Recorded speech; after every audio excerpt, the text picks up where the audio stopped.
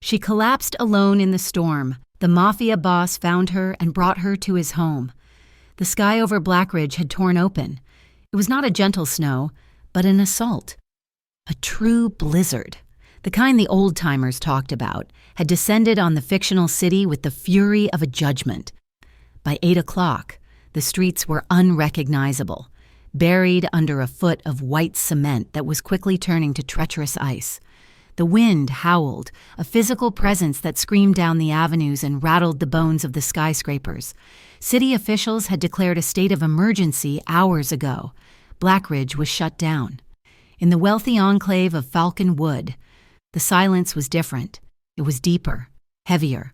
The mansions were set back from the roads, protected by high walls and ancient trees whose branches were now cracking under the weight of the ice. The streets here were not just empty. They were pristine, untouched tombs. Except for the girl. Ariella Monroe did not feel the cold anymore, and that was what scared her the most. The numbness had started in her toes, a merciful release that had crept up her legs and was now settling deep in her chest. She was soaked. The thin coat she wore, a donation she'd clutched at the shelter, was as useless as paper. Her hair was frozen stiff, clinging to her skull and cheeks in icy clumps. She had run from the shelter when the yelling started. One of the night managers, a man with sour breath and wandering hands, had cornered her by the kitchens. She'd thrown a tin of coffee at his head and fled into the storm. It was a choice between one kind of monster and another. She had chosen the ice. Now, she regretted it. She stumbled down a deserted street, her lungs burning with every ragged gasp of frozen air. She couldn't see more than 5 feet in front of her. The wind stole her breath, shoved her, played with her. She was a mouse, and the storm was a cat. Her only thought was to find a place to stop, a place to get out of the wind, even for just 5 minutes, an overhang, a dense bush, anything. But this street was all iron fences and remote, towering gates. It was a street built to keep people like her out. She was so tired. Exhaustion was a poison, heavier and more potent than the cold. Her legs felt like they were moving through wet sand. She saw a flicker of light through the white curtain of snow, a lamp. High on a stone pillar, it was part of another gate, this one black iron, intricately wrought with the design of a serpent eating its own tail. She leaned against the stone. Just for a second, her body betrayed her. Her left foot slipped on a patch of black ice hidden beneath the fresh snow. There was no sound, just a sickening, internal twist. A sharp, white-hot lance of pain shot up from her ankle, so bright and sudden it made her cry out. The cry was stolen by the wind. She fell sideways, unbalanced. Her head, heavy with exhaustion and matted with ice, struck the stone pillar. It wasn't a hard impact, but it was final. The world didn't go black, it simply dissolved into a dull, gray static. Her last conscious thought was a simple, stupid observation. The iron of the gate was so cold it burned her cheek. Then, nothing. A few minutes later, the headlights of a black armored sedan cut through the blizzard. The car moved with an unnatural, heavy confidence over the treacherous road. It slowed as it approached the gates. Inside, it was silent and warm. Luciano De Luca stared out the reinforced window, his jaw tight. The meeting had been a waste of his time. The O'Malleys were getting greedy, and greedy men made stupid mistakes. Now, he had to drive through this frozen hell to get back to a home that felt more like a fortress than a refuge. His driver, a block of a man named Sal, leaned forward. "Boss? Looks like the gate sensor is blocked by the snow." "Then get out and clear it," Luciano said, his voice a low rumble. He didn't look at Sal. He was still replaying the meeting, calculating. "No, wait," Sal said, squinting. "Boss, there's something at the gate. A pile of rags." Luciano's gaze shifted. He leaned forward, his custom-tailored suit barely creasing. The wipers swept across the windshield, clearing a patch. He saw it. Not rags. A body. Small, crumpled at the base of the pillar. A flicker of annoyance. A drunk. A junkie. "Here. Drive around it," Luciano ordered. "Boss, I don't think I can. They're right up against the sensor. And I think it's a woman." Luciano stared. He could see a tangle of dark, wet hair, a small hand curled in blue-white, lying palm up in the snow. He was a man who lived by rules, and the first rule was, do not get involved. Involvement was a vulnerability. It was a cancer. He thought of the warmth of his study, the glass of whiskey waiting for him, and then he looked at that blue hand. He let out a sharp, frustrated sigh. For Christ's sake! He hit the button for the intercom. Marco, Sal, bring her inside. The car fell into a stunned silence. Sal and Marco, his two most trusted bodyguards, looked at each other. Boss, Sal ventured, his voice careful. You mean, call the cops? An ambulance? Luciano's eyes snapped to Sal in the rearview mirror. The temperature in the car dropped 20 degrees. Did I say call anyone? I said bring her inside. Now. The two men didn't hesitate again. They were out of the car, their own expensive coats instantly assaulted by the wind. They moved to the girl, their movements efficient, almost military. Marco, the larger of the two, bent down. She's breathing, barely. He grunted, slipping his hands under her. He lifted her. She weighed nothing, a soaked, frozen bird. She's just a kid. Sal, don't talk, just move, Sal muttered, keying in the code to open the gates manually. They carried her through, the massive gates whispering shut behind them. Luciano drove the car into the heated garage and was inside the house before them. He was shrugging off his overcoat when they brought her in, leaving a trail of melting snow and ice on the immaculate marble floor. Mrs. Petrov, his housekeeper, emerged from the back of the house, her face a mask of controlled shock. She was a stern, older woman who had run this house for a decade and had seen things, but never this. Mr. DeLuca, get the guest room in the East Wing ready, Luciano commanded, already walking away, stripping his tie from his neck. And call Dr. Alessi. Tell him it's personal. Tell him to use the back entrance and to keep his mouth shut. What about her, Mrs.? Petrov asked, looking at the half-dead girl in Marco's arms. Clean her up, Luciano said over his shoulder, disappearing into his study. And get her breathing. Ariella woke up in layers. First, there was the pain. A dull, pounding drum behind her eyes, a sharp, insistent throb in her left ankle. Second, there was the warmth, a heavy, impossible warmth that seemed to sink into her bones. She was cocooned in it. She tried to open her eyes. The light was dim, but it still hurt. She blinked, and the room swam into focus. It was a bedroom, but it wasn't a room. It was a cathedral.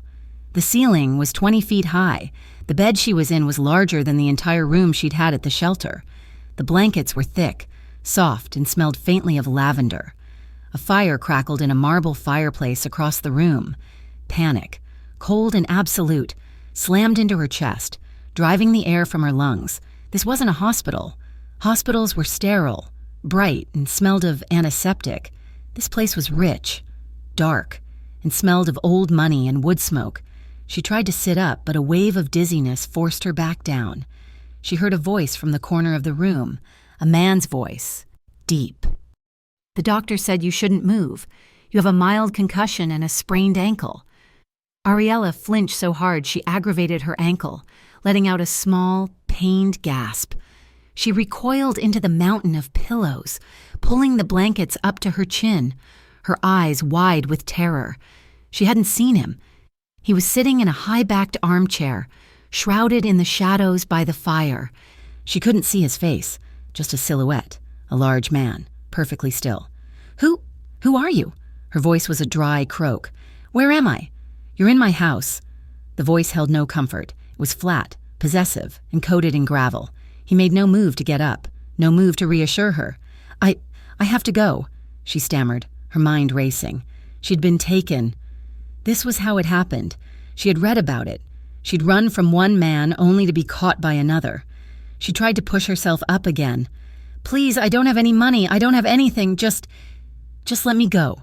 I won't tell anyone. I promise. Tell them what? He asked, a note of dark amusement in his voice. That you collapsed at my gate.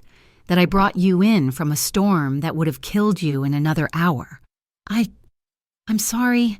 I didn't mean to." She was trembling, her teeth chattering, though it wasn't from the cold. Not anymore. "I'll leave. Right now."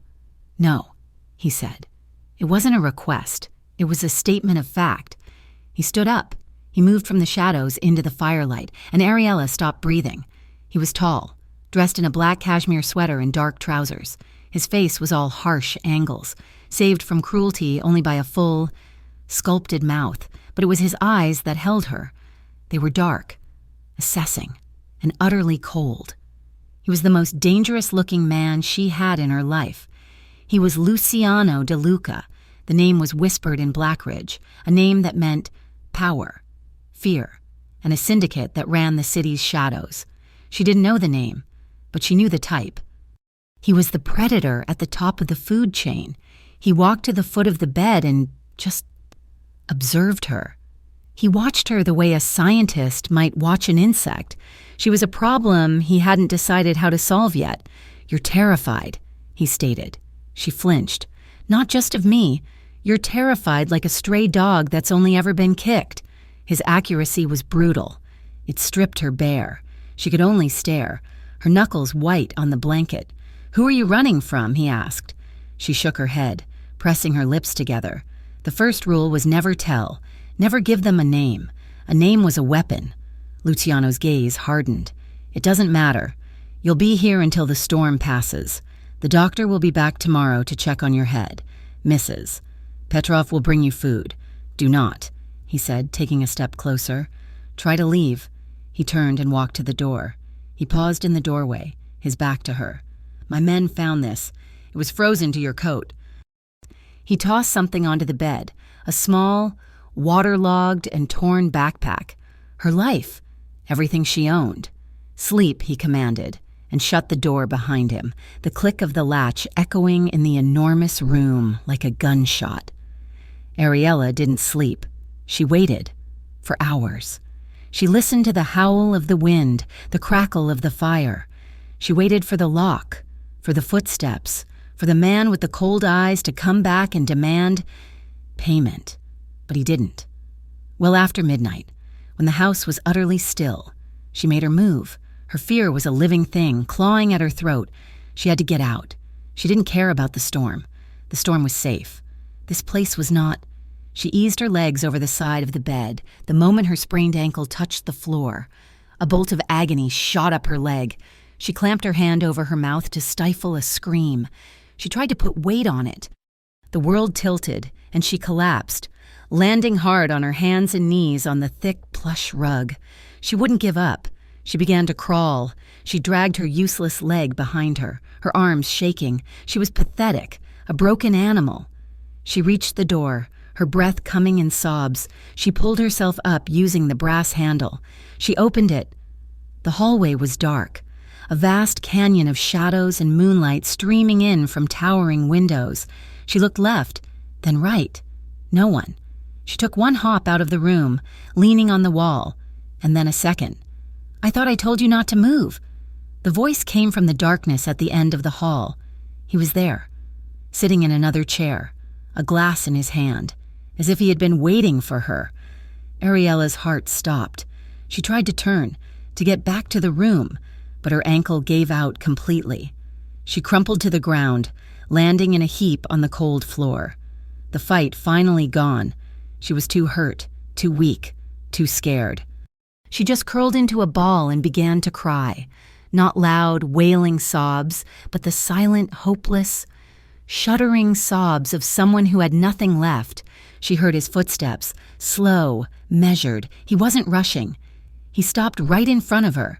She squeezed her eyes shut, waiting for the kick, the shout, the hand in her hair. Instead, strong hands slid beneath her, one under her back, one under her knees. He lifted her as if she were a child. She was too shocked to even gasp. He didn't grunt, he didn't strain. He just lifted her. Her arm was pinned against his chest. It was solid, warm. The cashmere of his sweater was impossibly soft against her cheek. He smelled of whiskey and something clean and sharp, like winter air. He carried her back into the room and deposited her on the bed. Not gently, but not roughly either. He was efficient. "You're a fool," he scolded her, his voice low and rough. He pulled the heavy blankets back over her. "You want to die that badly? You could have stayed outside." The injustice of it, the cold truth of it, broke something inside her. "I'm not trying to die," she whispered, the tears streaming hot down her cold cheeks. I'm just trying not to." The words hung in the air. "I'm just trying not to die." Luciano froze. He had been about to walk away, to leave her to her misery, but the words, the simple, terrible honesty of them, hooked into him. He looked at her, really looked at her. She was a mess. Her hair was still damp and tangled, her face pale and bruised where she'd hit the pillar. She was all sharp angles and big, terrified eyes. She wasn't beautiful, not in the way of the women he knew, who were all polished stone and hard edges. She was a sketch, an unfinished, broken thing, and he, a man who broke things for a living, felt an alien. Unwelcome emotions stir in his chest. It wasn't pity. He detested pity. It was resonance, a flicker of recognition. He stood there for a long time, his face an unreadable mask. She watched him, her tears drying, her breath catching in her throat, terrified of what he would do next. He turned, his movements abrupt, and left the room. Ariella let out the breath she'd been holding, her body trembling with the aftermath of the encounter. He'd left the door open a crack. She waited. 10 minutes later, she heard his footsteps again. She flinched, pulling the covers tighter. He walked in. He was carrying a tray. He set it on the bedside table, not looking at her. On it was a bowl of thick, steaming soup. It smelled of vegetables and rich broth, and a thick slice of bread. He didn't say, "Eat." He didn't say anything. He pulled the armchair from the corner, dragged it across the rug, and sat it near the bed, not right next to her, but close enough. Close enough that she couldn't run. Close enough to be a guard. He sat down, lacing his fingers over his knee, and he waited. The silence was deafening, broken only by the howl of the storm outside and the quiet rumble of the fire. Ariella stared at the soup, her stomach cramped, a violent reminder that she hadn't eaten in nearly 2 days. She looked at him. His face was in shadow, his gaze directed at the fire. He was giving her privacy? Or was this a test? Her hand trembled as she reached for the spoon. It was heavy, real silver. She dipped it into the bowl. She brought it to her lips. The soup was hot, so hot it almost burned her tongue. But it was the best thing she had ever tasted. It was life. It was warmth. It was a promise. She ate, spoon shaking, her eyes darting between the bowl and the silent man in the chair. He didn't move. He didn't speak. He just sat there, a dark, immovable sentinel in her room, listening to the sound of her eating. And for the first time in as long as she could remember, Ariella was not alone in the storm. The storm broke 2 days later, leaving Blackridge entombed in a surreal, glittering silence. The sun emerged, weak and watery, making the mountains of snow sparkle with a beauty that felt like a lie. Inside the mansion, Ariella's world was small, confined to the guest room, but it was slowly solidifying. The terror of the first night had receded, leaving behind a dull ache in her head and a sharp, throbbing protest from her ankle, which was now expertly wrapped, Mrs. Petrov became the new architect of her days. The housekeeper was a tall woman in her late 50s, with gray hair pulled into a bun so tight it seemed to pull her face taut. She was not kind, but she was not cruel. She was efficient, a professional who moved with a starched, rustling sound. She brought Ariella trays of food, fresh towels, and, on the third morning, a stack of simple, soft clothing. "These are from my daughter," Mrs. Petrov stated, placing them on the bed. It was not a request. "She has not been this size in years. They will be better than the rags you arrived in. The doctor will be here at 10. After he leaves, you will bathe." The bath was an ordeal. Ariella was terrified of being naked, of being vulnerable. But Mrs. Petrov was a wall of impassive authority. She drew the water in the adjoining bathroom, a cavern of marble and gold fixtures, and simply waited. Her arms crossed.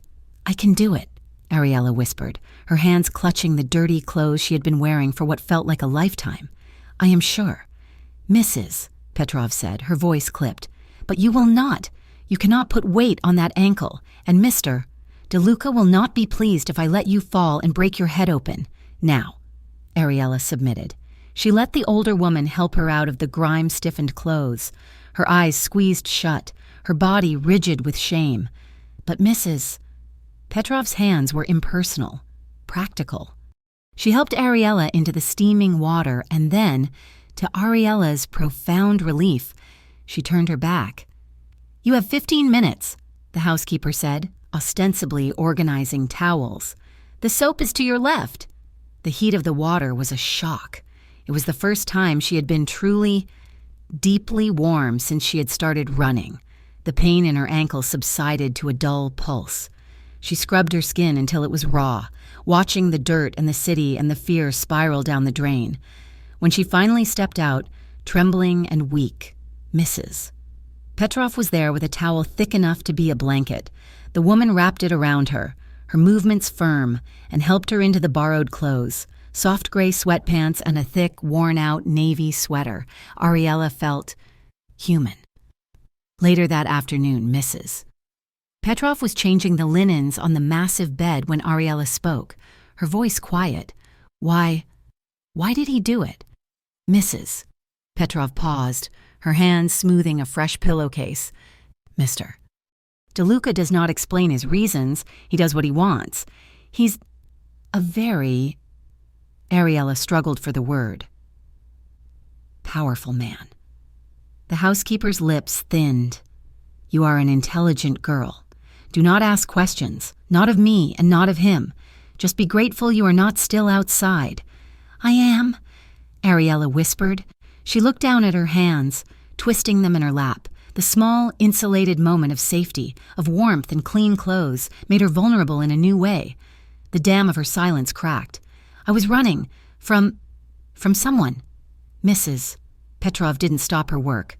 "Most people are... child. No, he was my boyfriend, back in Ohio." The words spilled out, low and hurried, as if saying them fast would make them hurt less. He's not right in the head. He told me if I ever left him, he'd find me. He said he would kill me." She finally looked up, her eyes wide and haunted. "He meant it." "Mrs." Petrov finished plumping the pillow and turned. She looked at Ariella for a long, silent moment. Her expression was not pity. It was a cold, hard recognition. "Then you are safer here than you know," she said. "He cannot find you here." "No one can," Ariella murmured, but the words, meant to be comforting, sent a new chill down her spine. In his study, 3 floors below and on the opposite side of the house, Luciano DeLuca hung up the phone. The room was his sanctuary, paneled in dark mahogany. One wall filled with books, the other with a window that overlooked the now frozen, snow-drowned gardens. "Sal," he'd growled into the phone. "We ran the name. Ariella Monroe, 23, from a small town outside Cleveland. No criminal record, no family to speak of. Mother's gone. Father's a drunk. She's clean, boss."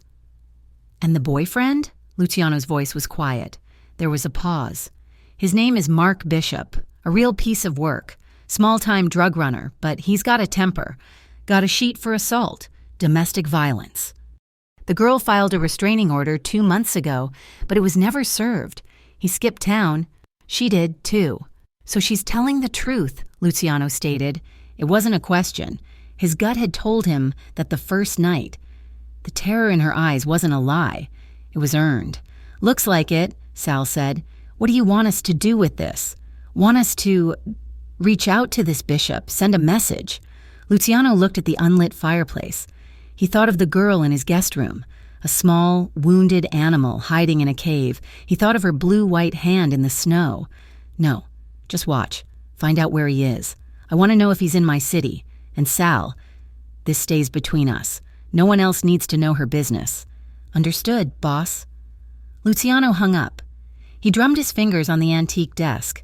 He was a man who hated complications. He hated messes. And the girl upstairs was a walking, breathing, terrified mess. He had brought her in on an impulse, a flicker of something he hadn't bothered to name. It was an aberration, a breach in his own protocol. Now, she was here. She was his. Problem. And Luciano De Luca always dealt with his problems. He began to visit her. It became a ritual. Every evening, around 9 o'clock, after the house had settled and his business for the day was concluded, he would walk to the east wing. He wouldn't knock. He would just enter.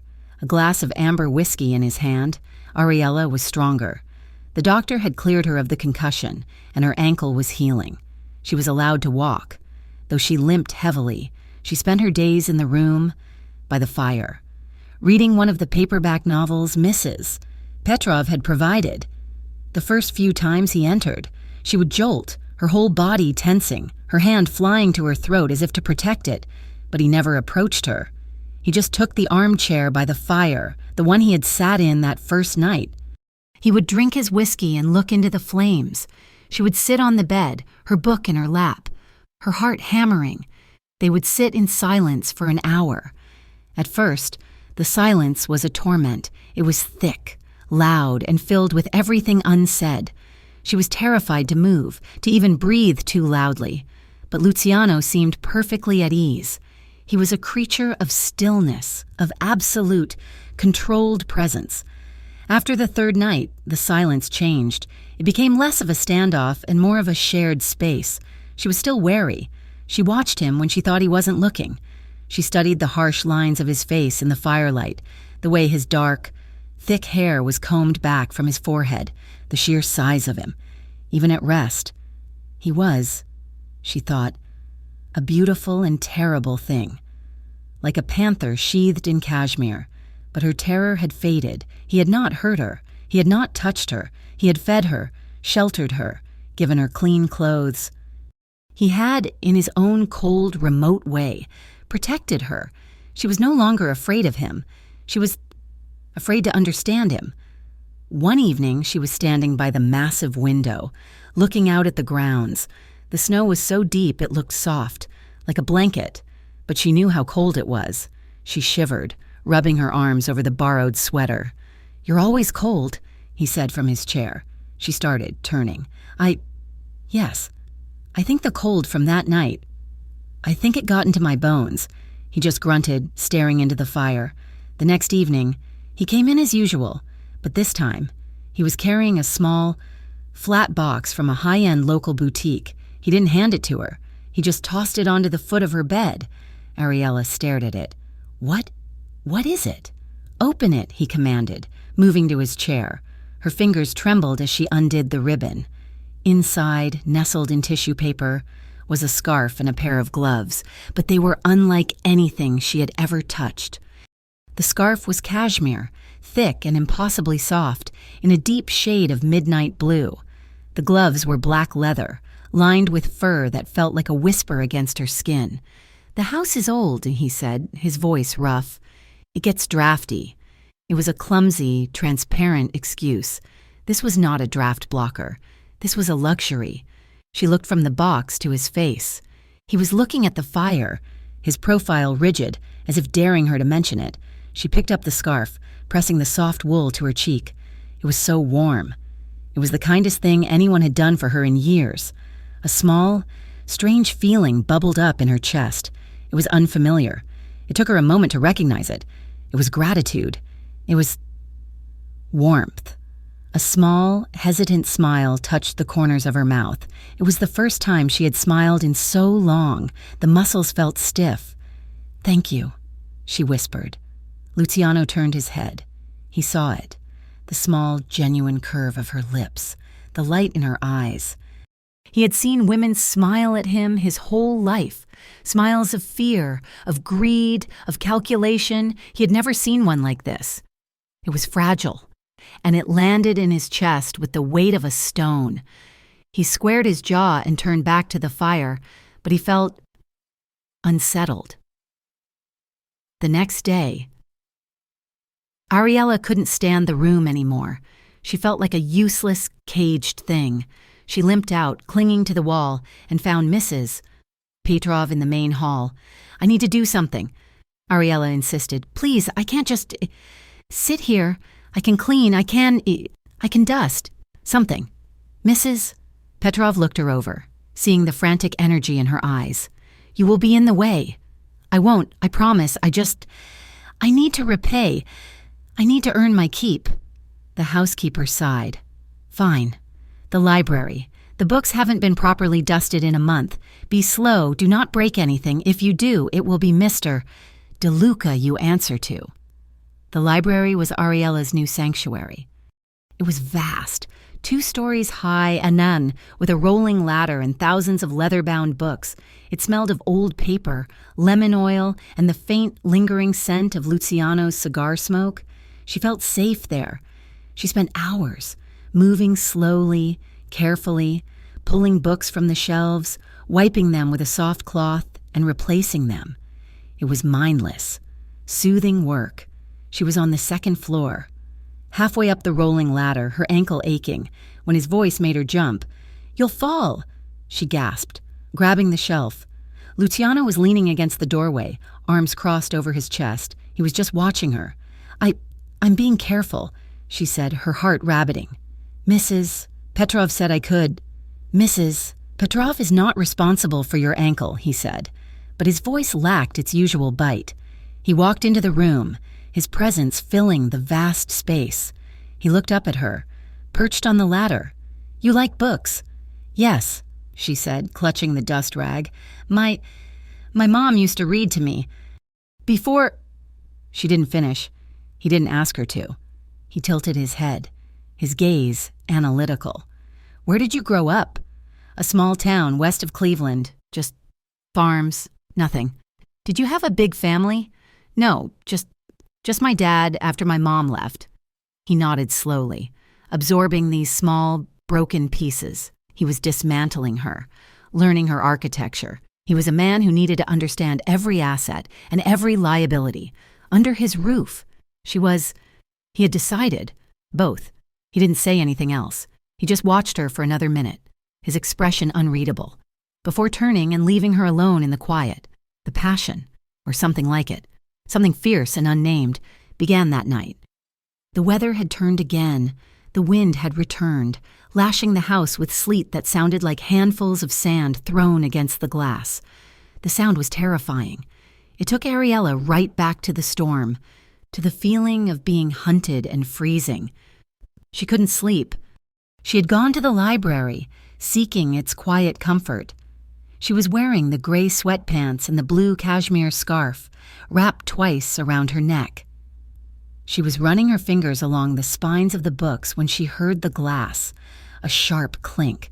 He was there, at the small bar in the corner, pouring himself a drink. The lights were off, the room lit only by a single green-shaded lamp on the desk. He saw her. He didn't seem surprised. "You're afraid of the wind," he stated. It reminds me," she whispered, her arms wrapped around herself. He took a sip of his whiskey. Then he set the glass down. He began to walk toward her, his footsteps silent on the thick Persian rug. He didn't stop in the middle of the room, and he didn't stop 5 feet away. He kept coming, slow and deliberate, until she was trapped between his body and the bookshelf. She had to tilt her head back to look at him. He was so close. She could feel the heat radiating off his body. She could smell the sharp, clean scent of his soap, mingled with the whiskey. Her breath hitched. "You're safe in here," he said, his voice a low rumble, barely louder than the storm. "The wind can't get you." She was trembling, but it wasn't fear. It was something else, a heavy, pulling current. He was the most dangerous man she had ever met, and she had never, ever felt safer. He lifted his hand. She flinched, a tiny, automatic gesture, a ghost of her past. His eyes darkened. He hated that she did that, hated the man who had taught her to... He moved his hand slowly, giving her time to pull away. She didn't. She stood frozen, her eyes locked on his. He gently tucked a long, stray strand of dark hair behind her ear. His fingers were rough, calloused, but his touch was shockingly tender. "You don't have to be scared anymore," he whispered. The words were a promise, a command. His hand didn't move away. It lingered, his thumb brushing the shell of her ear, sending a jolt of liquid heat straight through her. His hand moved down, his fingers tracing the line of her jaw, before settling, his palm cupping her cheek. Ariella's eyes fluttered shut. A small, involuntary sigh escaped her. She leaned into his touch, a flower turning toward the sun.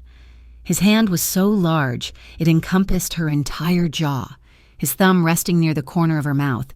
He held her as if she were made of spun glass. He held her as if he owned her. He stared at her face, at the sweep of her dark lashes against her pale skin, at the defenseless, parted bow of her mouth. His own breath was shallow. The urge to lower his head, to cover her mouth with his, was a physical ache. It was a violent, primitive impulse. To claim, to protect, to consume, but he didn't. He knew, with a certainty that chilled his blood, that if he kissed her, it would be a beginning he was not ready for. It would be a complication he could not afford. He held her like that for a long, agonizing moment, hers, with her eyes closed, memorizing the feeling of safety. Him, with his eyes open, memorizing the shape of her face. He pulled his hand back. Ariella's eyes opened, dazed and confused. The loss of his touch was a physical blow. He stepped back, putting a foot of distance between them. His face was a mask again. "Go to bed," he said. His voice was rougher than before, strained. "You're safe. Sleep." She didn't say a word. She just nodded, her eyes wide, and hurried past him, her limp more pronounced, and fled the room. That night, Ariella slept. It was a deep, profound sleep, the first of its kind in almost a year. She didn't have nightmares. She didn't dream of running or of Mark's angry face. She dreamed of a dark, quiet room, the smell of old books, and the impossible. Grounding warmth of a large, calloused hand holding her face as if she were something precious. Down the street, outside the imposing iron gates of the DeLuca estate, a black, nondescript SUV sat parked in the shadows. Its engine was off. Inside, a man lowered a pair of night vision binoculars. He had been watching the house for 2 days, unnoticed in the chaos of the blizzard's aftermath. The lights were going out, one by one. He picked up his phone and sent a text. "He's got her. I don't know how, but she's in there." A week passed. The snow in Blackridge began to melt under a grudgingly persistent sun, revealing the gray, wounded city beneath. Ariella's strength returned in small, hesitant increments. The wound on her head had healed to a faint, tender spot, and her ankle, while still weak, could bear her weight. She graduated from a limp to a careful, measured walk. The house, once a prison of shadows and fear, was becoming a sanctuary. She was no longer confined to the East Wing. She was allowed to explore, though she never strayed far from the library or the main floor sitting rooms. One morning, Mrs. Petrov presented her with 3 large, flat boxes from a store Ariella had only ever seen in magazines. "Mr. DeLuca finds your current wardrobe insufficient," the housekeeper stated, her face betraying no opinion. Ariella opened the boxes. It was not lingerie. It was not cocktail dresses. It was practical. Soft, dark-wash jeans, several thick, cashmere sweaters in shades of cream, forest green, and charcoal, new, comfortable-looking boots lined with shearling, simple cotton T-shirts and warm leggings. It was a uniform of quiet quality, chosen for warmth and comfort, chosen for her. The weight of the gesture settled on her. He had seen her shiver by the window. He had given her the scarf. Now, he was clothing her.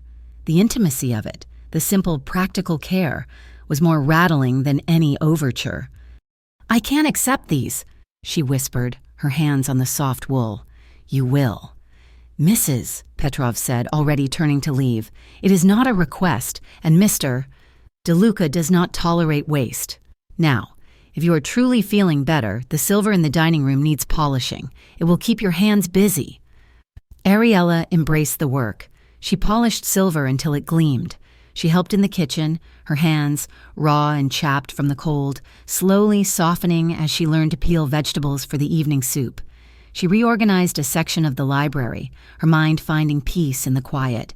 Alphabetical order of things. She needed to be useful. She needed to repay the debt she was incurring with every breath, every meal, every warm sweater. The master of the house was a shifting, powerful presence.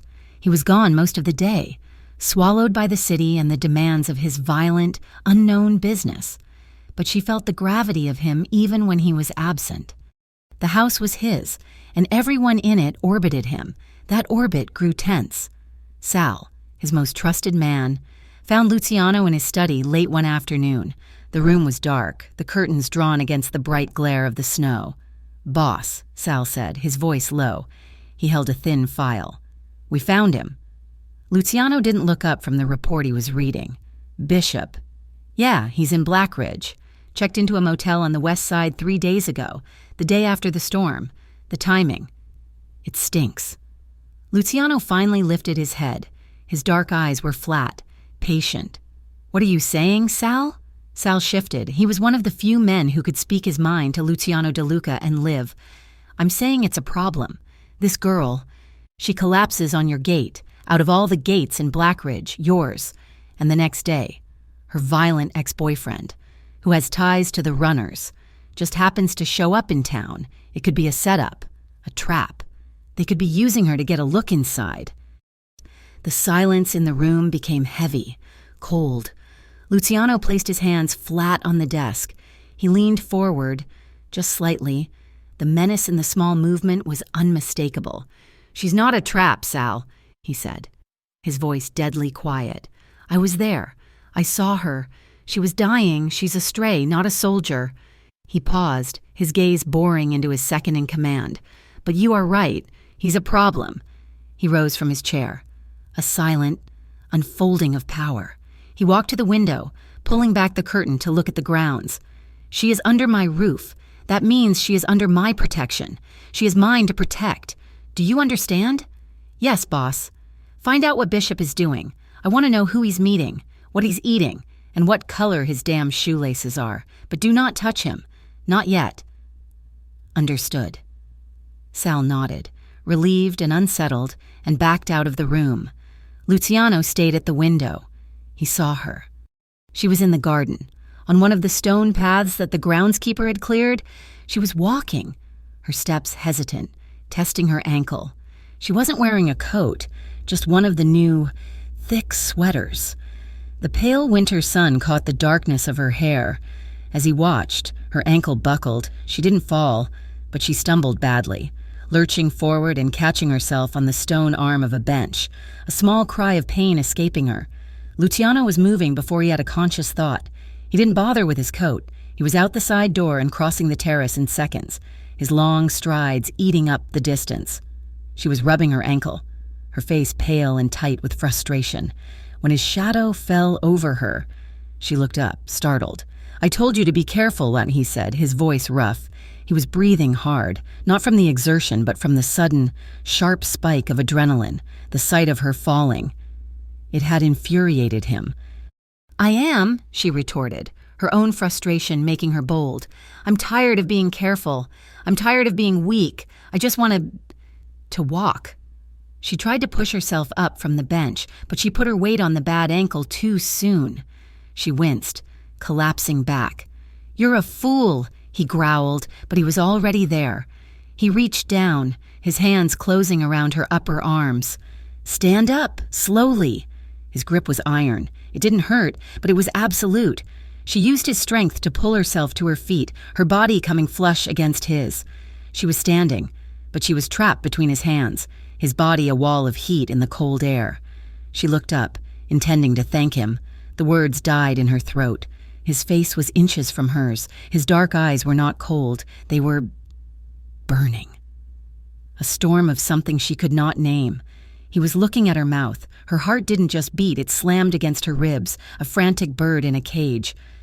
She could feel his breath, warm and tasting faintly of coffee. The world narrowed to the space between them, the cold air, the distant sound of traffic, The smell of pine and melting snow, it all evaporated. There was only the heat of his hands, the intensity of his gaze, and the sudden, shocking pull in her stomach. He leaned in. It was a fractional, magnetic movement. His lips were right there. She could see the sculpted line of his mouth, the shadow of stubble on his hard jaw. He was going to kiss her. She knew it. And in that one, terrifying, suspended second, she wanted him to. The realization was a splash of icy water. What was she doing? This was Luciano De Luca, a man who commanded, who took. He was not safe. He was just a different kind of danger. She turned her head. The movement was abrupt, breaking the spell. Her hair, loose from the wind, brushed his chin. I should go inside, she whispered, her voice trembling. The air crackled. His hands tightened on her arms for a brief, possessive second, and then he let her go. He stepped back, and the cold of the afternoon rushed into the space between them. His face was a mask again, but his jaw was tight, his eyes dark with a frustration that matched her own. "Go, then," he said. His voice clipped. She fled, limping back to the house, her entire body shaking, her lips tingling as if he had already touched them. Luciano stood in the garden, his hands clenched into fists, and watched her go. That night, the dynamic shifted. "Mrs." Petrov informed her. "You will be joining Mr. De Luca for dinner in the small dining room at 8. The trays in her room, it seemed, were over. Ariella dressed in the jeans and the cream-colored sweater, her hands shaking. It felt like a test. It felt like a punishment for the garden. The small dining room was still larger than any room she'd ever lived in. A fire burned. A table for 6 was set for 2, at opposite ends. It was a battlefield. Luciano was already there, a glass of red wine in his hand. He stood when she entered. He was in a crisp white shirt. The sleeves rolled up his forearms. He didn't speak, just motioned for her to sit. The silence was excruciating. "Mrs." Petrov served a thick, roasted chicken and root vegetables. Ariella could barely eat, her stomach in knots. She was intensely aware of him, 60 feet away, watching her. "This is ridiculous," he finally said, his voice echoing in the room. He stood up, grabbing his plate and his wine. He moved to the seat directly to her right. The table was wide, but he was still too close. He sat down and continued eating. Ariella froze, her fork halfway to her mouth. "Eat," he commanded. She ate. They ate in silence for several minutes. The only sounds were the scrape of silver on porcelain and the crackle of the fire. "What did you want?" he asked, his voice quiet, making her jump. "What? Before you were running. When you were a girl, what did you dream about?" He was trying, in his own brusque, commanding way. He was trying to talk to her, to undo the tension of the garden. She looked down at her plate. She thought of the cold, empty house she grew up in, the angry, hollow silence of her father, the terror of Mark. I used to dream about what I'd do if I ever got away," she said, her voice barely a whisper. "If I ever had my own life? A penthouse," he guessed, his voice flat. "Jewelry, revenge." She gave a small, sad laugh. "No." She traced the rim of her plate with her finger. "I dreamed of a small apartment, one with a lock on the door that worked, a job at a bakery, maybe, so I could be around warm things. I wanted a cat." She finally looked at him, her eyes clear and devastatingly honest. "I just dreamed of safety, not luxury, just kindness, just one person being kind." Luciano stopped, his glass halfway to his lips. He stared at her. He lived in a world of obscene luxury, of brutal power, of grand gestures and violent betrayals. Her dream, a lock, a job, a cat, was so small, so simple. It was a profound accusation against the world that had denied it to her. It hit him, hard, in a place he thought was long since dead. He had no response. He just stared at her, the machinery in his mind grinding to a halt. He cleared his throat, pushing his plate away. "Eat your dinner, Ariella." Later that night, Luciano was in his security monitoring room, a small, dark bunker in the basement. Marco was at the console. "Boss," Marco said, not turning. "The black SUV is back. Same one, parked 2 streets over. They're watching the entrance with binoculars." "They're getting sloppy," Luciano said, his voice cold. "They think we're blind. They're arrogant." Marco agreed. "They're runners. They think they own the West Side, so they can roll into Falcon Wood. Good. Arrogant men make mistakes." Luciano leaned over the console. "I don't want them spooked. Not yet. I want them identified. Get me a plate. Get me a face. I want to know exactly who we're dealing with." The nightmare tore Ariella from sleep at 3 in the morning. She wasn't in the guest room. She was back in Ohio. Mark's face was above her, twisted in a mask of rage, his breath hot and sour. "You think you can leave me? You think you can run?" His hand was on her throat. She couldn't breathe. She woke up screaming, a raw, terrified sound that was half strangled. She was in the dark room, but her mind couldn't tell the difference. He was here. He'd found her. She had to run. She scrambled out of the massive bed, her heart exploding in her chest. She wasn't thinking. It was pure animal panic. She fell, her weak ankle giving way, and crawled, sobbing, to the door. She fumbled it open and collapsed into the hallway, trying to pull herself forward, trying to get away. "No, please," she sobbed, curling into a ball against the wall, her hands over her head. "Please, Mark, don't. I'm sorry, don't." Her scream had sliced through the silence of the house. Luciano's bedroom was 2 doors down. He was a light sleeper, conditioned by a life of danger. He was out of his bed and in the hallway in an instant, his gun in his hand, his body braced for an intruder. He saw her. She was a small, trembling heap on the floor, rocking back and forth, whispering a man's name. His rage was so instant, so absolute, it was acid in his throat, not at her, at the man who had done this to her. The man who could haunt her even in a fortress. He holstered his weapon. He moved to the linen chest in the hall, pulled out a thick, heavy wool blanket, and approached her. "Ariella." His voice was rough, a command. She flinched violently, screaming. "No!" He stopped. He wouldn't grab her. Not like this. He spoke again, his voice softer but firm. "Ariella, it's Luciano.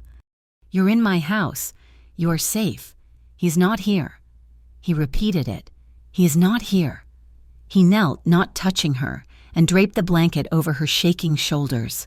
"You're safe. It was a dream."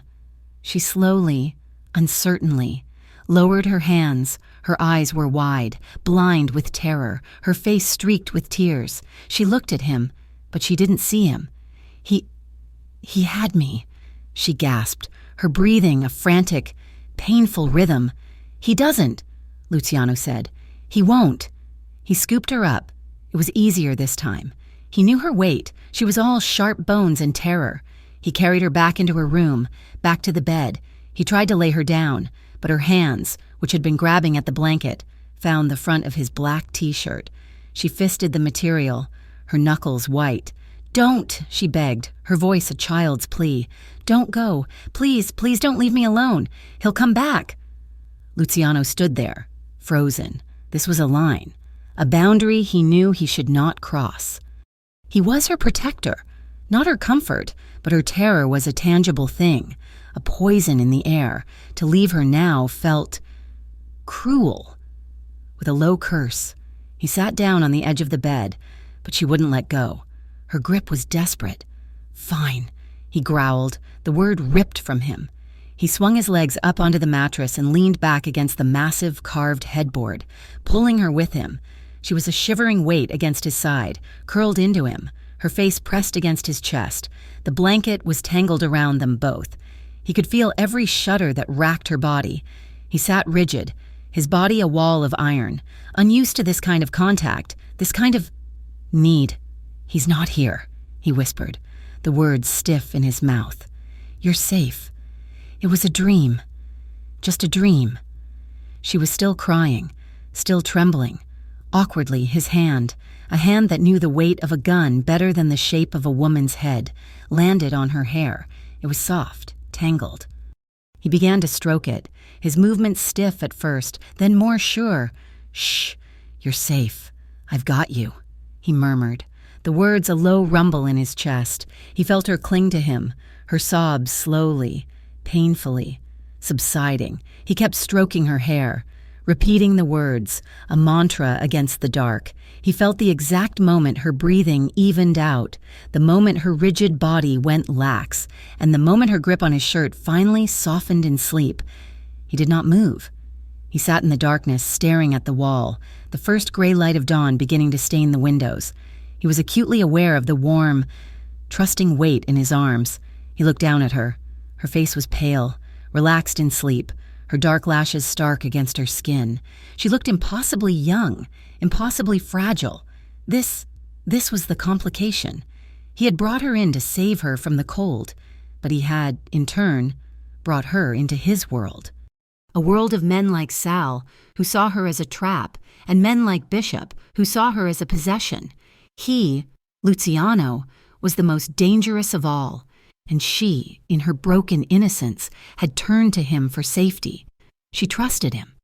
He felt a sudden, fierce, an unfamiliar emotion rise in his chest. It was a brutal, possessive ache. It was the absolute certainty that he would kill the man who had broken her. He was torn between the violent, cold reality of his life and this fragile, warm presence that was currently asleep in his arms, clinging to him as if he were her salvation. Later that morning, Sal and Marco stood in his study. Luciano was behind his desk, a cup of black coffee in his hand. He had not slept. "We got him," Sal said, his face grim. He slid a grainy photograph across the desk, a man with slicked back hair, a weak chin, and arrogant eyes. Getting out of the black SUV. "Mark Bishop," Luciano said. It was not a question. "Yes," Marco confirmed. "And the SUV is registered to a shell corporation tied to the West Side Runners, a rival outfit. It's not just him. Boss, he's partnered with them. They're using his vendetta as an excuse to get a foothold in your territory." Luciano stared at the photograph. He saw the face from Ariella's nightmares. He felt the ghost of her hands clinging to his shirt. He looked up, his eyes as cold and dead as the winter sky. "He didn't partner with them," Luciano said, his voice a low, lethal whisper. "He made a mistake. He brought his war to my door." He tapped the photograph. "He thought he was hunting her, but he just made himself my prey." She woke to the smell of whiskey and cashmere and the unfamiliar sensation of being completely, utterly safe. Ariella opened her eyes to the dim gray light of morning. She was in her bed, but she was not alone. Sometime in the deepest part of the night, after her sobs had finally quieted, he had settled her back against the pillows, and he had stayed. Luciano was not in the bed, but he was on it. He was sitting, fully dressed, his back against the headboard, his long legs stretched out over the covers. His gun was on the nightstand. His arm was a heavy, immovable bar across her waist. She had been securely anchored to his side, her head resting on his chest, her hand fisted in his shirt. He was asleep, in sleep. His face was unguarded. The harsh, calculating lines were gone, replaced by a profound, weary stillness. His dark lashes were stark against the faint shadows under his eyes. He looked younger and infinitely more human. A jolt of overwhelming, complicated emotion, gratitude, fear, and a strange, deep-pulling tenderness shot through her. He had held her through the nightmare.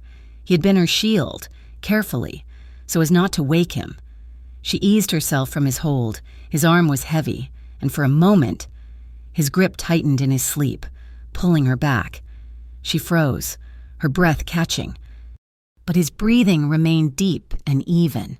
She slipped out, her feet landing on the cold floor. She pulled the heavy blanket from the foot of the bed and draped it over him. He didn't stir. She stood there for a long time, just watching him, this terrible, powerful man who had shown her nothing but a strange, gruff, protective care.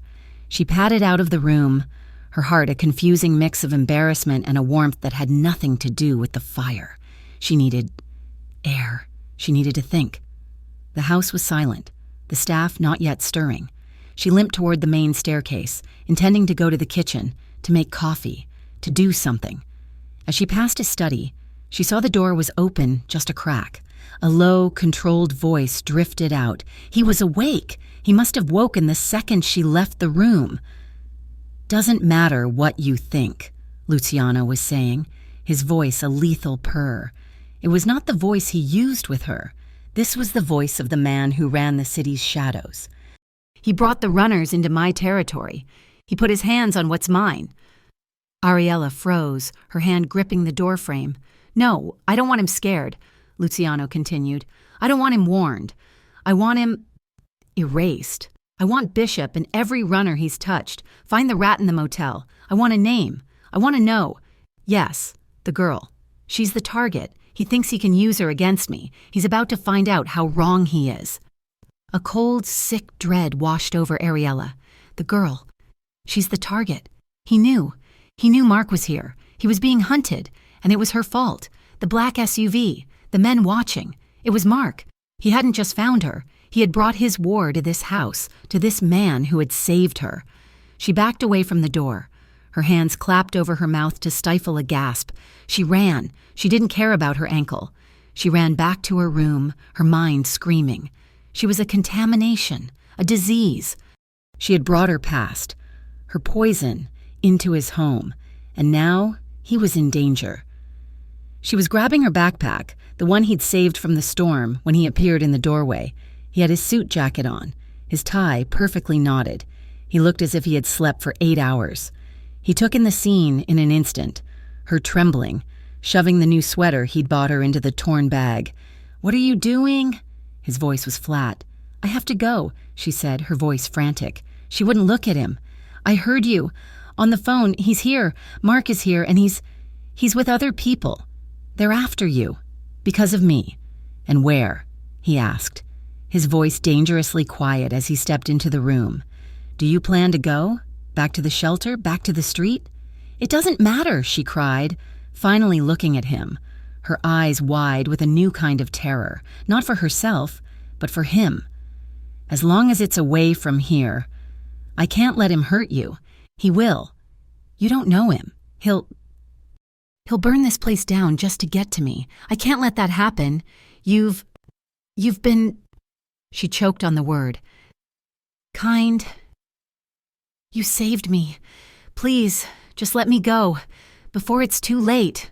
She tried to push past him. He moved so fast she didn't see it coming. His hand shot out, not gently, and clamped around her arm. His fingers dug into her flesh, a warning. "No. Please, Luciano, you don't understand. No. Oh, you don't understand." His control snapped. The mask of the cold, calculating boss shattered, and the man from the nightmare, the one who had held her, the one who had been so angry for her, was there. His voice was shaking, a low, visceral growl of an emotion so raw it terrified her. "You are not leaving this house. You are not going back to the street, and you are not running from him anymore." He pulled her closer, his grip bruising, his eyes blazing with a fire she'd never seen. "You are not alone anymore." The words hit her, stole her breath. He was furious. He was shaking, and it wasn't because she was a problem. It was because she was trying to leave. She stared at his face, at the muscle jumping in his clenched jaw, at the genuine, uncontrolled fear for her that was etched around his mouth. He wasn't a monster. He was a man, terrified of letting her go back to the wolves. Her own fear evaporated, replaced by that same strange tenderness from the morning. Her hand, the one that wasn't trapped, lifted, her fingers trembling. She reached up, slowly, and laid her palm against his rough, stubbled cheek. "Luciano," she whispered. He flinched, as if her touch were a brand, but he didn't pull away. His grip on her arm gentled, but did not release. She saw the kiss coming.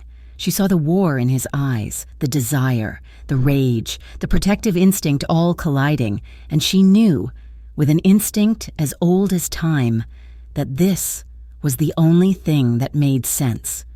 She rose up on her toes, her weak ankle protesting, and she pressed her mouth to his. It was a soft, hesitant, impossible kiss. Her lips were chapped and cool. His were firm and warm. It was just a press of mouths, a question, a thank you, a please. He froze, for one, agonizing second, he was utterly still. She felt the shudder go through his entire body. A low, pained sound, half groan, half curse, was torn from his throat, and then he was kissing her back. It was not a gentle return, but it wasn't savage. It was desperate. It was a drowning man taking his first breath. His hand left her arm, and his other hand came up to tangle in her hair, tilting her head back. His mouth moved over hers, not taking, not demanding, but learning, possessing. He deepened the kiss, slowly, protectively, as if he were memorizing the shape of her. Her backpack slid from her shoulder, hitting the floor with a soft thud. Her hands came up, not to push him away, but to grip the front of his expensive suit jacket, holding on as the world tilted. He tasted of coffee and power and a loneliness that matched her own. He pulled her flush against him, his body a wall of solid, non-negotiable strength. He was claiming her. He was branding her. He was telling her, without a single word, "You are mine." When he finally, reluctantly pulled back, they were both breathing heavily. He didn't let her go. He rested his forehead against hers. His eyes closed. His chest was heaving.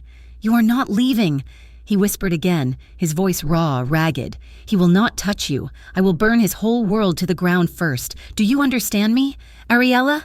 She could only nod, her lips tingling, her body thrumming with an energy that was half fear and half fire. I understand."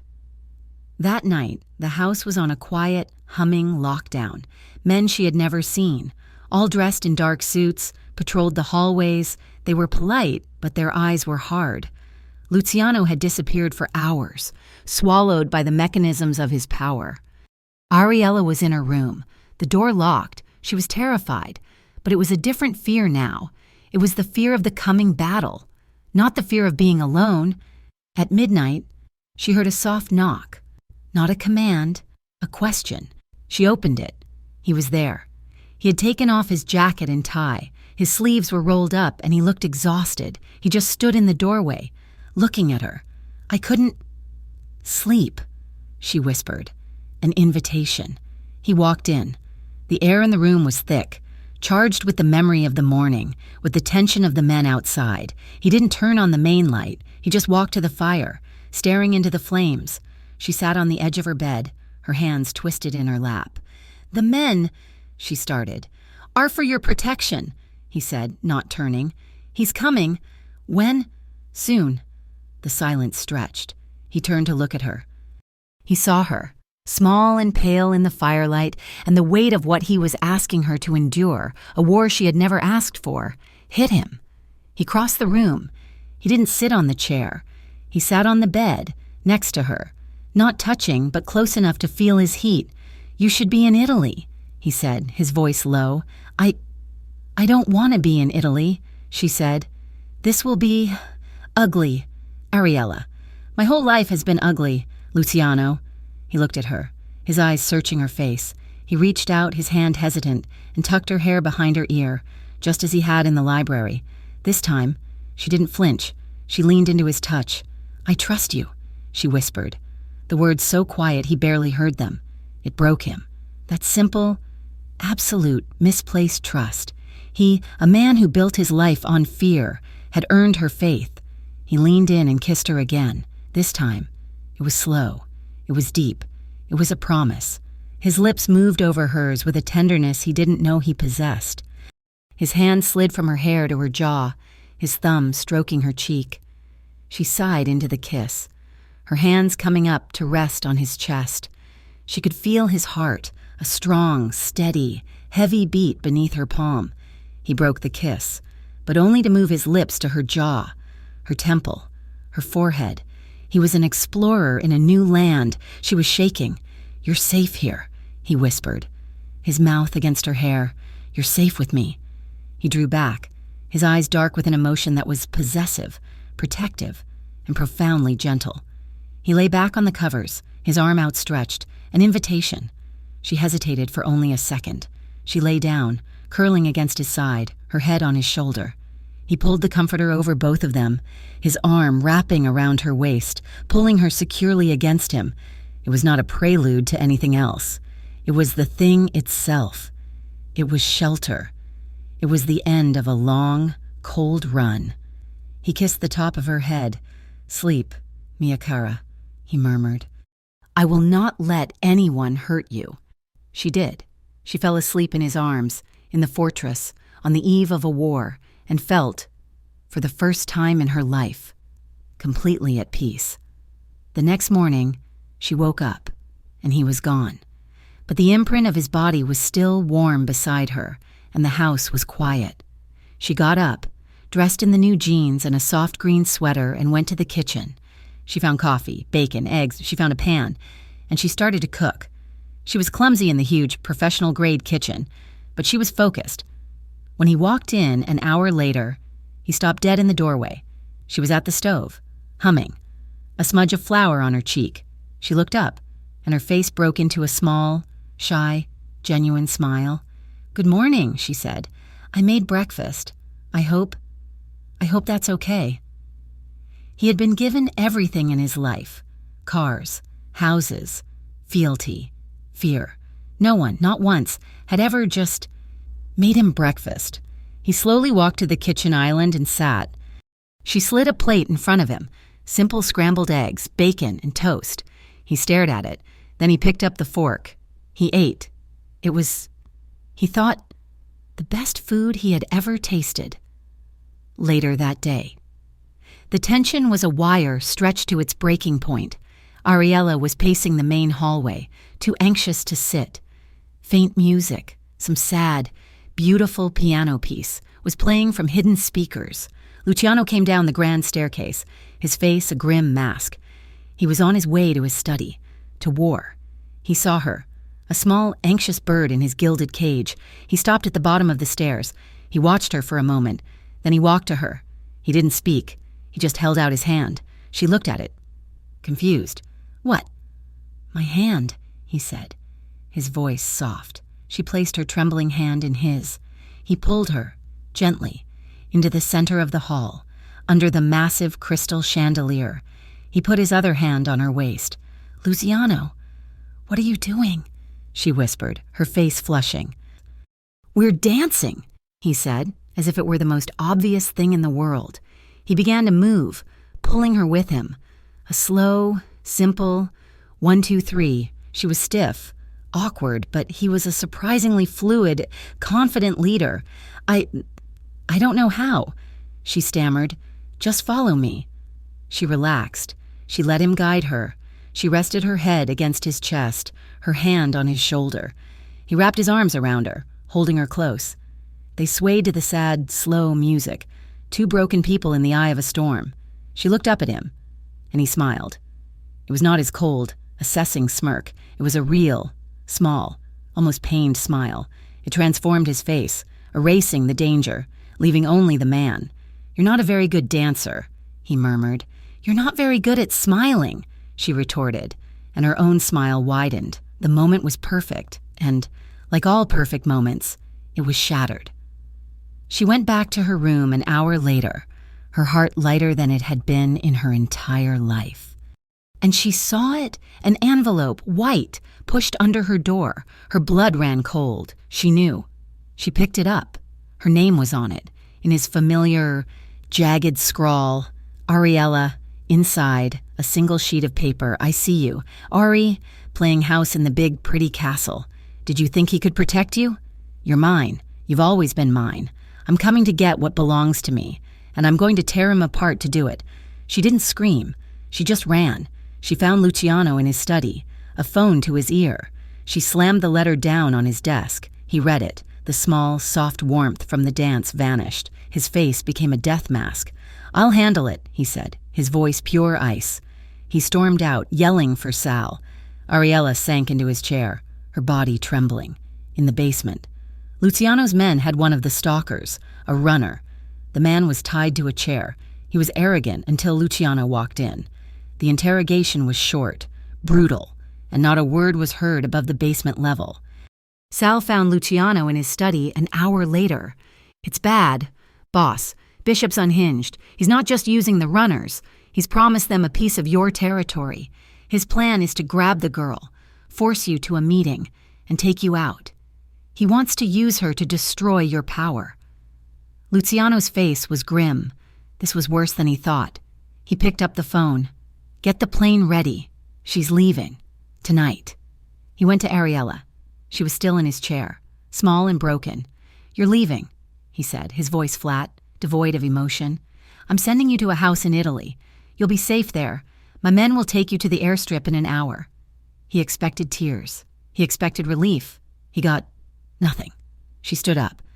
The woman who stood was not the girl he had pulled from the snow. This woman was not broken. She was forged. "No," she said. He was so stunned. He just stared at her. "Ariella, this is not a request. You don't understand the danger." "No," she said again, her voice shaking but gaining strength. "You don't understand. I've been running from him my whole life. I ran from my father. I ran from him. I ran from the shelter. I ran, and I ended up half dead on your doorstep." She stepped toward him until she was standing right in front of him, her head high. "I'm done running."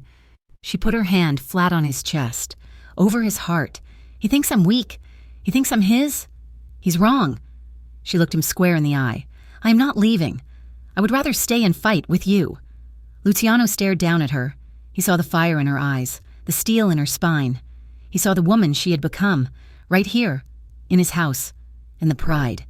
The fierce, possessive pride that flooded him was so potent it stole his breath. He covered her hand with his, pressing it tight against his heart, a slow, dangerous smile. The one that made his enemies tremble touched his lips. "All right, mia cara," he whispered. "We fight." The decision to fight transformed the mansion. The quiet, opulent peace evaporated, replaced by the tense, humming energy of a fortress preparing for siege. The heavy velvet curtains were drawn, plunging the halls into a perpetual twilight. Men she had never seen before. All dressed in dark suits with earpieces, materialized. They were polite but moved with a cold, lethal efficiency. They checked locks, monitored security feeds, and spoke in low, clipped tones. The house was no longer a home. It was a stronghold. Luciano tried to put her in the panic room. It was a small, steel-lined room hidden behind a tapestry in the library, stocked with water, medical supplies, and its own air supply. "You'll be safe here," he said, his voice flat, his face a mask of command. "They won't find you. My men will bring you out when it's over." Ariella looked at the small, windowless space. It was a tomb.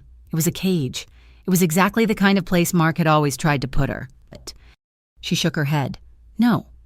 "Ariella, this is not a discussion," Luciano said, his patience already worn thin by the stress of the coming war. "Yes, it is," she said, surprised by the steel in her own voice. "I told you I was done running. I'm not going to hide in a box while you and your men... I'm staying with you. You'll be a distraction." The words were harsh. "Then I'll be your distraction," she retorted, stepping closer. "But I'm not leaving your side. You gave me that choice. You can't take it back now." He stared at her, a silent, furious battle raging in his eyes. He wanted her safe, locked away, insulated from the violence he had invited.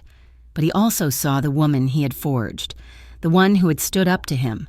He had wanted her to have steel in her spine. He just hadn't expected her to use it against him. "Fine," he bit out, the single word a surrender. "You stay with me. You do exactly what I say. When I say it, you do not talk. You do not hesitate. Do you understand?" "I understand," she said. He left her in his study, the most secure room in the house, with two of his best men outside the door. She sat in his leather chair, the one she had hidden in after the dance. She could smell his scent, whiskey and wool and something metallic, and it was the only comfort she had. She watched him through the window as he stood on the terrace, directing his men, the wind pulling at his black overcoat. He was magnificent. He was a general, a king, a force of nature. And as she watched him, the present dissolved, and she was plunged back into the cold, sharp memory of the past. It hadn't started with violence. Mark had been charming, at first. He'd bought her flowers, told her she was beautiful, but the charm was a cage, First, it was her friends. "They don't like me." He'd pout. "They're trying to turn you against me. It's just us. Ari. That's all we need." So she'd stopped seeing her friends. Then it was her phone. "Who are you texting? Why are you hiding it? If you loved me, you wouldn't have secrets." He'd check it every night until she just stopped using it. Then it was her job at the diner. The way those men look at you. "I can't take it. I'll take care of you. You don't need to work." So she'd quit. He had isolated her. Slowly, expertly, until he was her entire world, her lock, her job, her cat. He had taken them all. And once he was her world, he began to destroy it. The first time he'd grabbed her arm, his fingers digging in, leaving 4 perfect purple bruises. She had cried. He had apologized, cried with her, promised it would never happen again. The last time. It had been over a burned dinner. He had been quiet. That was the most terrifying part. He hadn't yelled. He had just looked at her, his eyes flat and dead. He'd stood up, walked over to her, and backhanded her across the face. She'd fallen, her head striking the corner of the kitchen table. She'd lain there, dazed, the taste of blood in her mouth. He had knelt beside her, his hand tangling in her hair, and pulled her face close to his. "You see," he'd whispered, his voice calm. "You see what you make me do? You can't even cook. You're nothing without me. You're lucky I even want you." He had started to tighten his grip on her throat, his thumb pressing into her windpipe. She had thrashed, clawed at his face, and he had finally let her go, shoving her away in disgust. "Go clean yourself up." He'd spat. "You're pathetic." She'd run 2 days later. With $27 and the torn backpack, she had run and run and run. A hand on her shoulder made her scream. She recoiled, scrambling out of the chair, her heart exploding. It was Luciano. His face was a mask of confusion, which quickly turned to a dark, murderous rage as he saw her. She wasn't just scared, she was reliving. Her eyes were blind with a terror that was not for him, but from him. "Ariella," he said, his voice low, and trying not to startle her further. I'm sorry," she gasped, pressing her hand to her chest. I was just... You were there." He finished for her, his voice raw. He knew. He could see the ghost of the abuse on her face. He saw the phantoms in the room with her. He stepped toward her, and this time she didn't run. He pulled her against him, his arms wrapping around her, crushing her to his chest. He was shaking. He, Luciano De Luca, was shaking with a rage so profound it made him sick. He kissed her. It was not the curious, hesitant kiss of the hallway. It was not the slow, tender, promising kiss of the bedroom. This was a kiss of pure, desperate, possessive fury. It was a brand. His mouth was hard on hers, a savage attempt to erase the memory of another man's touch. He kissed her until she was breathless, until the only name in her mind was his. He pulled back, his hands framing her face, his thumbs wiping the frantic, hot tears from her cheeks. His eyes were black, bottomless pits of pain and promise. "No one," he growled, his forehead pressed to hers, "will ever hurt you again. I will kill him. I will kill him for ever looking at you. I will kill him for ever breathing your air. He will not touch you again. I swear it on my life." "Luciano," she sobbed, clinging to him. "He's a dead man. Ariella, he is a dead man." The first sound was not a gunshot. It was the shattering of glass, deep in the west wing, followed by the sudden, shrieking wail of the perimeter alarm. A storm had rolled in, a sudden, violent squall of sleet and ice, and they had used the sound as cover. They were here. "Stay behind me," Luciano ordered. He was no longer the man who had held her. He was a machine. He pulled his gun from the holster at the small of his back. His movements fluid, he opened the study door. Sal was there, his own gun drawn. "West Wing," Sal barked. "They cut the power, but we're on the generator. They came in through the conservatory, at least 5 of them. Marco's got the stairs. The girl." One of the men on the radio crackled. "Bishop's yelling for the girl. He's not getting her," Luciano said, his voice pure ice. He grabbed Ariella's arm. "We're moving. To the panic room. Now. But I thought, now, Ariella! He half dragged her into the hallway. It was chaos. Men were shouting. The air was filled with the acrid, cordite smell of gunfire. It was coming from downstairs. They were moving down the upper hall, toward the library, when two men burst through the landing at the far end. "Get down!" Luciano roared, shoving Ariella so hard she fell to the thick carpet. He didn't hesitate. He fired. 2 shots, fast, controlled. Pop, pop. One of the men fell. The other ducked back, firing wildly. Bullets ripped through the plaster wall, sending dust and debris raining down. "Luciano!" Ariella screamed. "Stay down!" he yelled. He was crouched, using a thick mahogany console table as cover. He fired again. A third man appeared, from a side hallway, from behind them. "Boss, behind you!" Sal roared from the other end of the hall, but he was pinned down. Luciano spun, bringing his gun around, but he was too late. The man was too close. His arm extended. Luciano did the only thing he could. He threw his body sideways, covering Ariella, shielding her. The gun exploded. The sound was deafening in the enclosed space. Luciano's body slammed into her. A dead weight, a sharp, guttural cry of pain was ripped from his throat. He had taken the hit. "No!" Ariella screamed. The man was advancing, his gun up, a sick, triumphant smile on his face. He was one of the runners. Luciano was on top of her, groaning, his own gun clattering to the floor, just out of reach. Everything slowed down. Ariella saw the man smile. She saw Luciano's blood, a dark stain spreading on his white shirt, high on his shoulder. She saw Sal, pinned and useless, and she saw the gun. Not Luciano's, another one. It was on the floor 2 feet away, dropped by one of Luciano's men who had been hit earlier. She didn't think. She acted. She scrambled out from under Luciano, her body moving on pure, undiluted adrenaline. She grabbed the gun. It was heavy, so heavy she didn't know how to hold it. She just grabbed it. The runner's smile faltered. He was bringing his gun toward her. Ariella screamed, a raw, primal sound of pure rage, and squeezed the trigger. She wasn't aiming. Her eyes were squeezed shut. The explosion was a cannon in her hands. It threw her backward. The recoil slammed her wrist, sending a bolt of pain up her arm. The bullet went nowhere near the man. It imploded a priceless vase on a table 10 feet to his left, but it was enough. The man flinched, startled by the shot, by the sheer animal fury of her scream. It was a 1-second distraction. It was all Luciano needed. He had his own gun. He had grabbed it from the floor. He fired from his position on the ground. 1 shot. The man's chest exploded in a spray of red. He crumpled, his eyes wide with surprise, and did not move again. "Ariella!" Luciano was crawling to her. "Are you hit? Are you hit? No!" She gasped, dropping the gun as if it were on fire. She was shaking so violently she could barely speak. Oh God, you're bleeding." "It's my shoulder. I'm fine." He grunted, pulling himself up, his face pale and slick with sweat. He grabbed her. "The panic room, now. Go!" He shoved her toward the wall, toward the tapestry. He hit a hidden button. The wall slid open, revealing a dark, steel-lined hole. "Get in!" She scrambled in. He fell in after her, his hand hitting the glowing red button.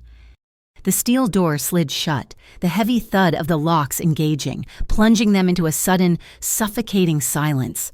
The only sound was their own ragged, desperate breathing. A single, dim emergency light flickered on, bathing the tiny room in a sick, greenish glow. It was real. He was really hurt. The front of his shoulder was soaked. Blood, dark and thick, was seeping through his fingers as he pressed his hand to the wound. "Luciano," she whispered, her hands fluttering. Useless. "Oh my God." "It's fine," he hissed, sliding down the steel wall to sit on the floor. His face was gray. "It's fine." "You're a terrible liar," she said, her voice breaking. She saw the first aid kit, bolted to the wall. She ripped it open, her hands shaking, pulling out sterile gauze and bandages. She knelt in front of him. "Let me see." "Ariella, let me see," she commanded, her voice the one he had taught her. He slowly, painfully, moved his hand. It wasn't a graze. The bullet had gone in. It looked bad. "It's okay," she whispered, her voice trembling as she pressed a wad of gauze to the wound. "It's okay," he hissed, his body tensing and his head falling back against the steel wall. "Damn it, hold this," she ordered, pressing his own hand onto the gauze. Hard. He did. She worked, her hands now surprisingly steady, taping the gauze, wrapping the bandages tightly around his shoulder and chest, creating a pressure dressing. She was covered in his blood. "I shot a gun," she said, her voice sounding distant, surprised. He let out a short, pained laugh. "You did." "I missed. You weren't trying to hit him. You were trying to save me. You did." He looked at her, his eyes dark and feverish, searching her face in the dim light.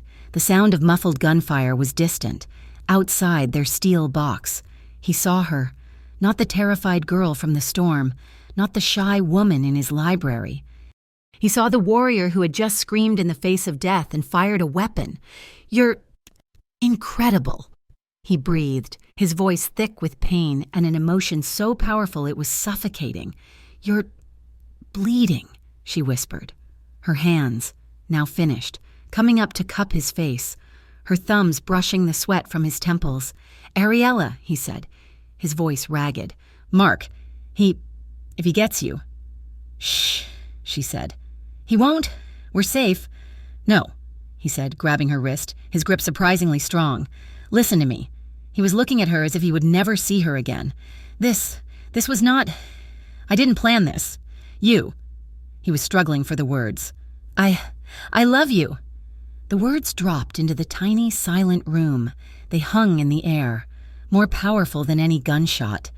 Ariella's world, which had been tilting and spinning, snapped into perfect, brilliant focus. All the fear, all the gratitude, all the tenderness, it all solidified into a single, undeniable truth. Tears streamed down her face, but she was smiling. You love me. God help me, I do." He groaned, his eyes squeezing shut in pain, or in confession. "I love you, too," she whispered. She leaned in, her blood-smeared hands holding his face. "I love you, Luciano." She kissed him. It was a desperate, tender, messy kiss. It was salty with her tears and metallic with the taste of his blood. She kissed his lips, his cheek, the pained line of his jaw. She held him, her body curling into his, protecting him as he had protected her. "I'm not afraid anymore," she whispered against his skin, her voice fierce. "Do you hear me? I'm not afraid." He just held on to her, his good arm wrapping around her waist, and buried his face in her hair, breathing her in. They sat like that for what felt like an eternity, a two-person island in a sea of violence. Finally, a voice, tinny and distorted, crackled from a small speaker on the wall. Boss, are you in there? It's Sal. We're clear." "The house is clear." Luciano stirred, his body stiff. He pressed a button. "We're here, Sal. Ariella's safe. I'm hit. Damn it, we're coming." The locks disengaged with a heavy clack.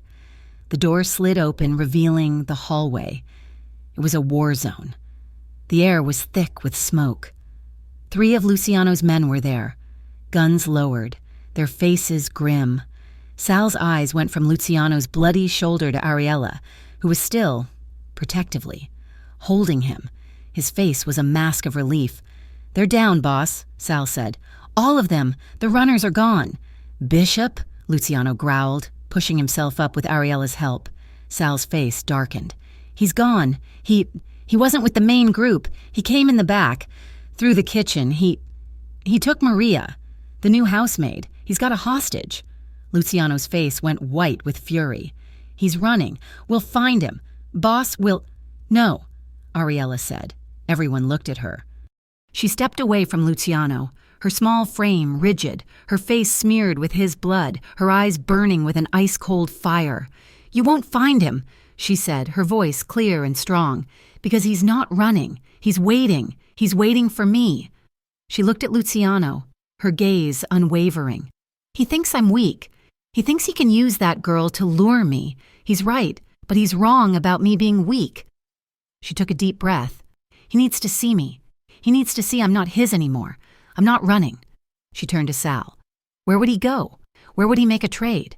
"Ariella, no," Luciano started, but she cut him off. "Tell me," she insisted.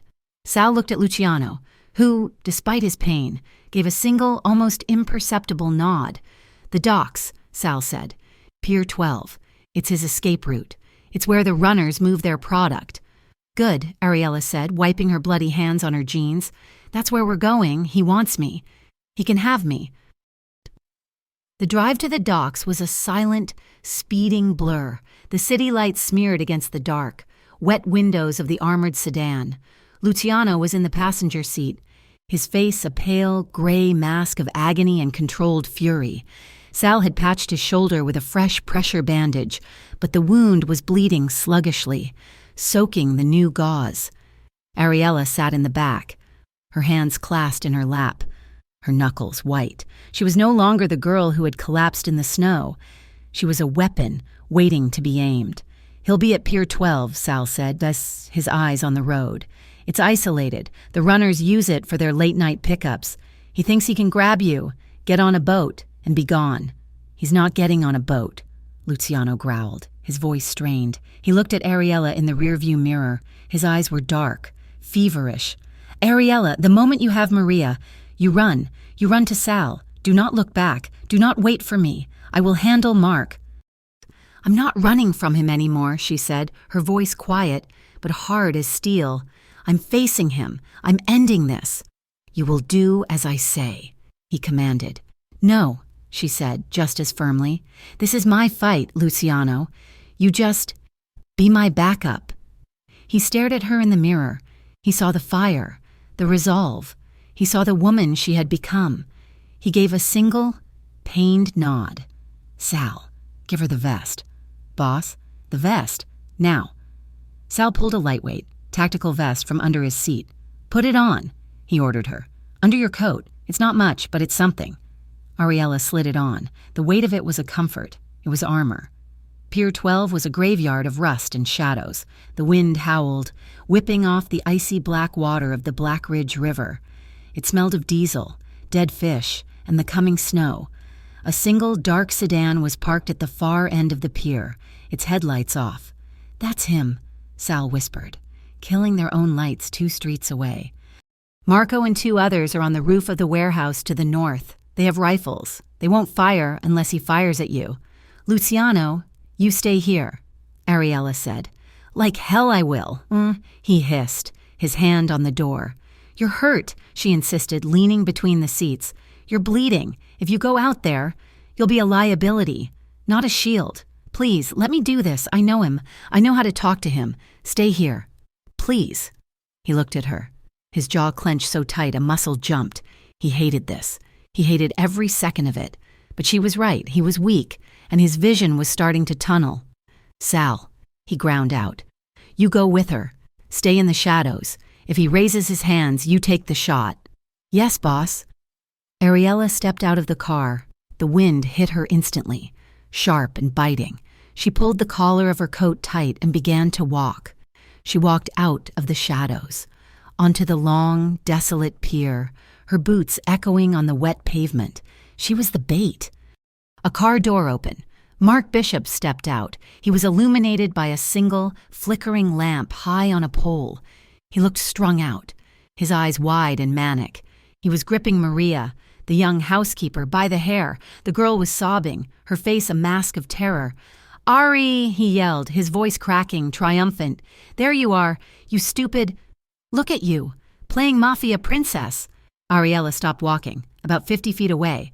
She held her hands up, slowly, showing they were empty. "Let her go. Mark," she said, her voice carrying on the wind. It was steady, it was cold, it did not tremble. "Let her go?" He laughed, a high, barking sound. No, you don't get to give the orders. Not anymore.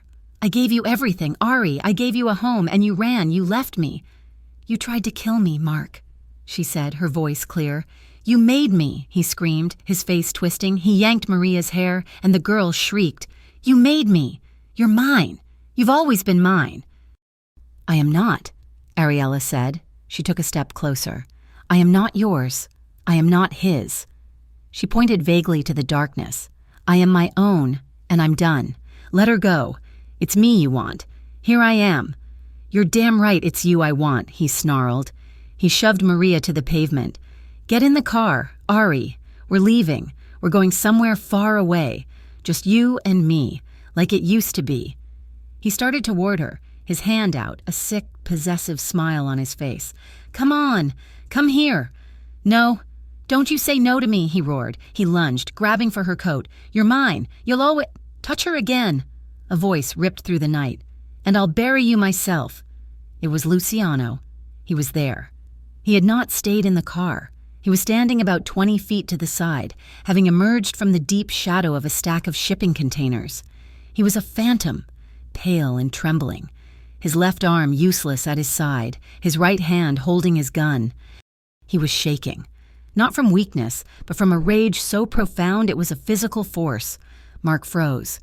He stared at Luciano, at the embodiment of the power he had tried to challenge.